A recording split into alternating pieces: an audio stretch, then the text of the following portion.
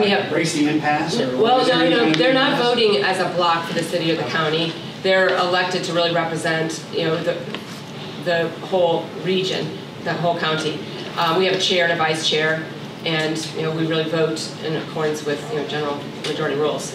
So there isn't, you know, we've never had a case where the city appointees and the county appointees, you know, are at odds. It's not like the actual city and county. And within the board, they often forget who. They don't even know who appointed each other. So is that like the MSD Waterworks? No, not at all. Battle going on? No.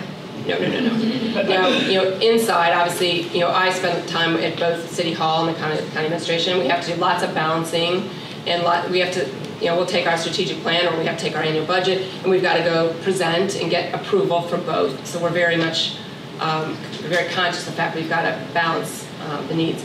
But there's also been an awareness in the county that the money that we've invested for real estate has all come from the city. So, you know, obviously that came with the requirement that we spend it in the city. And then every once in a while I have to remind them the city's in the county. So what's good for the city, you know, is good for the county. So we get to the land bank. So I want to start off by talking about our premier program, and I'll talk about some of the other ones as well. So we started a program, we call it REACH, which is Rehab Across Cincinnati and Hamilton County. And if you recall, if you've heard us talk over the last couple of years, 3 years ago after I started, and we took over the land bank, we started looking across the county's 100 neighborhoods to determine where we should focus, and determined at that time 14 focused neighborhoods. And we chose those based on a balance of what the needs were in that community, and with the institutions that were there already, work that was being done, private investment that was being made, developers that were there, and frankly, whether or not there's a strong CDC. Us having a strong partner, we feel we can't work in a community without a community partner. As Patricia said, that's, you know, one of our fundamental values here, is that we're not going in to do something to a community, but with a community. So Evanston came to the top of that list for a number of reasons. The progress that had been made already, a lot of collaboration that happened, a lot of private investment, having two major anchor institutions, having a strong, although not CDC, but a strong community organization that could partner with us and very loudly articulate, you know, very clearly articulate what the needs were and the goals were. So in this program, and you know, this is a major, I think, one of the major accomplishments that we've had in the last 3 years, is to convince on our land bank board. It's different than this board. Our land bank board has all 3 of the county commissioners, the county treasurer, the mayor of Cincinnati, and then 4 others. So it's largely a county representation on that board, and we convinced them to spend $2.5 million in Evanston. That was, you know, we had unanimous support for that, and they've actually been incredibly excited by what we're doing here. So I think that was, you know, that's a big sign, you know, to get them recognized that, you know, greatest needs are frankly in the most inner urban communities, right? So our strategy in this program is to catalyze, our long-term community revitalization goal is to stabilize the community that we're working in. This particular program is designed to catalyze the housing market. There had not been a private home sale to somebody who's going to live in the home in Evanston in at least 8 years. Some people have told us it's been 10. People that wanted to buy a house could not get a mortgage. People wanted to fix up their house, couldn't get a credit line. So there was really, everyone was stuck there. Unfortunately, what we found, and Lisa in the back has been our partner in this, in helping us with acquisitions, that there were far fewer homes available to us to purchase than we thought, because what's happened in that last 8 years is that investors came in to buy these homes. Yeah, I do have water here. Okay, sorry, I'm croaking. No, I just thought you were talking so fast, helping it so much. I'll stop to breathe every now and then. We found that there were a number of homes that had been purchased by investors that had not made any investment in the home, but were making a significant amount of rent from them, so they had no motivation to sell. They were just cash cows. And obviously that's one of the things we're trying to prevent. We want responsible home buyers, we want people improving real estate, we want people paying fair rent, we want people living in fair conditions, and we want to encourage home ownership. So we worked quietly, hopefully it was very quietly, to acquire approximately 30 properties in Evanston. Some of those were in need of demolition. We used our demolition funding to demolish those. So we have right now a combination of lots and homes. Our goal is to spend a significant amount of money renovating these homes up to a very high standard, and then to put them back on the market. We went into this knowing that we would have to subsidize those sales. Our initial thought was that it would take 20 sales before we would get our sales price to equal our cost. And that is, what we got. The commissioners, the whole land bank board, convinced that this was still the right thing to do, to subsidize those sales. So you can see here some of the properties that we own. The first round of construction was on 4 properties, one of which we're using as our sales center. All 3 of the others are sold. So this is our sales center, corner of Woodburn and Blair. Yeah, always forget. And I'll show you a couple pictures of that. You can see in the left-hand side, front porch was falling down. That was taken off. I don't know if you can really appreciate this. You're going to have to just go to the sales center to see it. So we took all the siding off, the front porch off, took out all the landscaping, the driveway, all the hardwood floors, have all new windows, new HVAC, new hardwood. Help me, Lisa, if I don't describe it. We finished the kitchens with granite, stainless steel, new hardwood. And a couple other pictures. We kept some of the obviously beautiful features you have in homes like these, like the fireplaces. And whenever we can, we'll keep the hardwood, but unfortunately much of it's been in such bad shape we've had to replace it. All right, so so this is this is the same property with the lawn being redone. So these are 2 other properties that are both under contract. So the first 3 sold after they were finished, and then we started construction on the next 5. Mm-hmm. What's the cost of subsidizing? Okay, I'm going to show you the sales price. I'll get there in just a second. So as soon as we started construction on the next 5, we started to get offers. I mean, we really had to step back and say, we got to be careful and not price them too quickly because the prices are going up. But we have sold 3 of the next round, none of which are complete yet. I've got prices here in a minute. Just to give you some pictures of those. If you drive through the neighborhood, you'll see our... So the one on the left sold, this was the first one we sold in the city's LIFT program right at the end of the year. It sold for $79,900. The next one in the center sold for $99,000. The one on the right sold for $119,000. All of those, our cost in them was about $167,000. So the subsidy varied. As I said, we thought it would take 20 before we would get to our sales price to equal our cost. Unfortunately, because of rises in construction costs, in the next 5, our average cost is about $185,000. But we've sold 3 of those, one at $142,000, one at $179,000, and one at $182,000. Substantially correct? Yes. So obviously, we're off to a great start.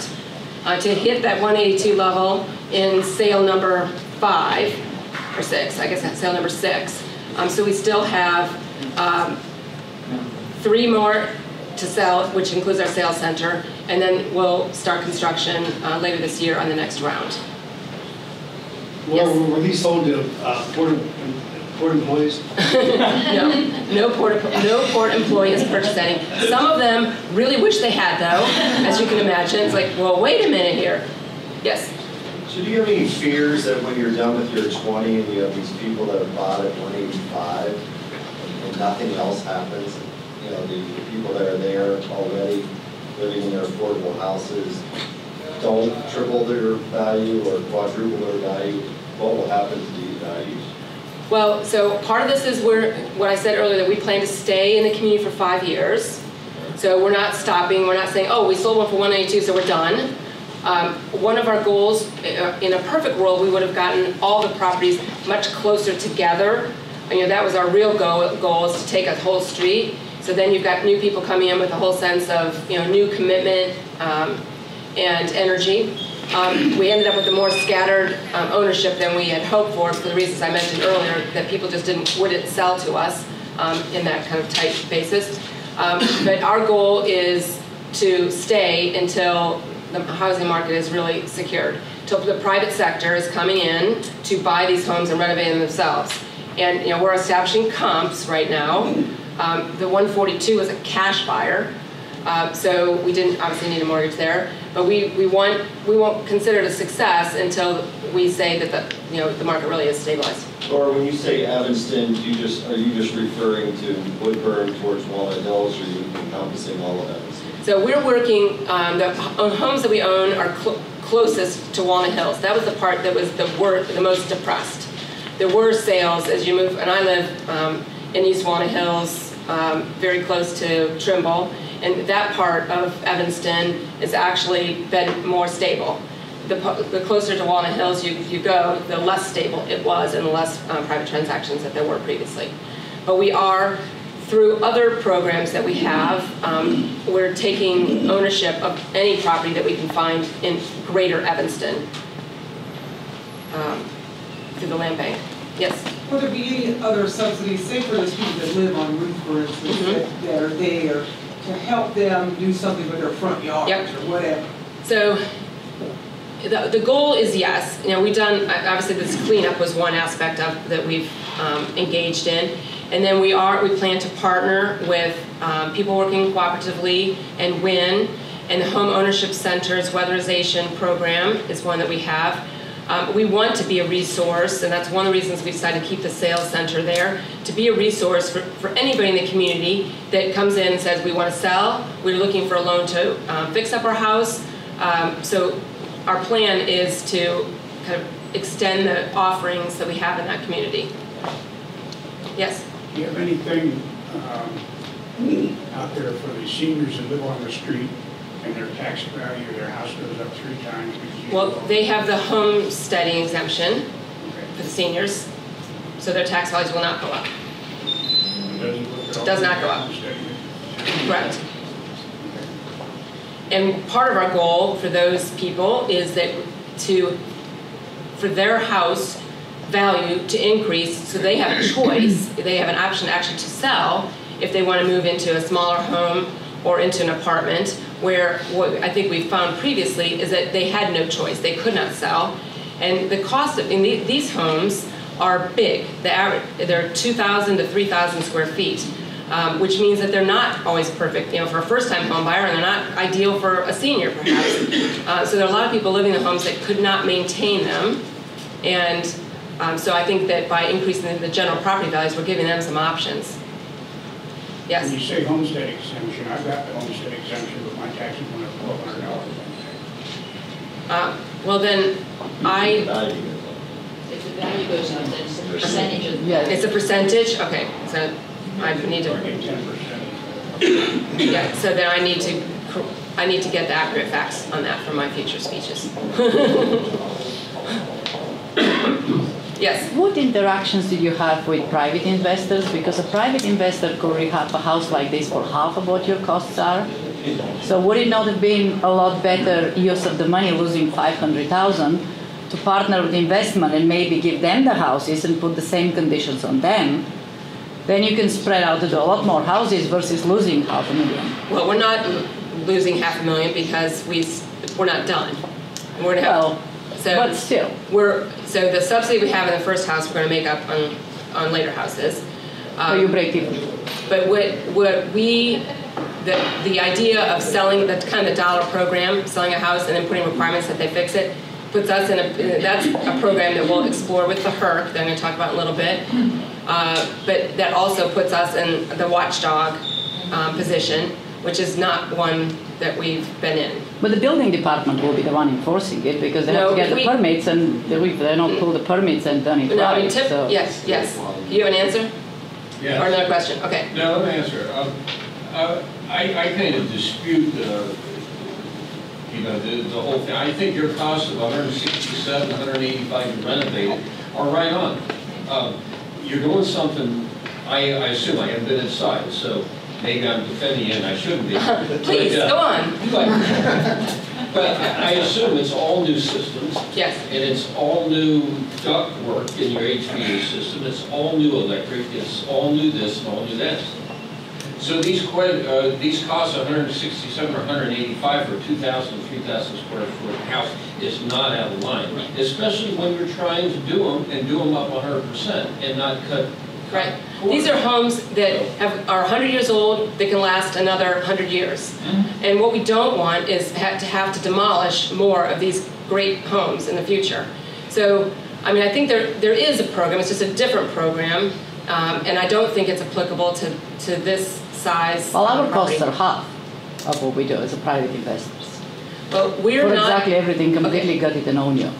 For Right. houses like that. So that's just kind of, I was thinking Yeah, well, that might be a I better will spread of the will money. tell you that we've been very, very aggressive in our bidding for the contractors. We're using all small business contractors, and you know, we've had multiple bids. So I'm confident that we're getting good prices on the quality of the work that we're having done. You know, you can do it for less if you don't put in granite, you don't put in steel, you don't put in hardwood, you put in linoleum, if you don't replace the windows. I mean, there are certainly cheaper ways to do it, but that wasn't our objective. Our objective was to restore it to the quality that it was currently built. And so that's our program, and one that we're quite excited about. We've got a number of other neighborhoods reaching out to us that want us to work with them, and that is our goal. And as I talk about our strategic plan, you'll hear us talk about our more aggressive plans so we can accelerate this program for the future. All right, Allison, since I didn't read all my notes, did I miss more? No, that's good. You should be looking at my notes and just tipping me off, I should say. This is another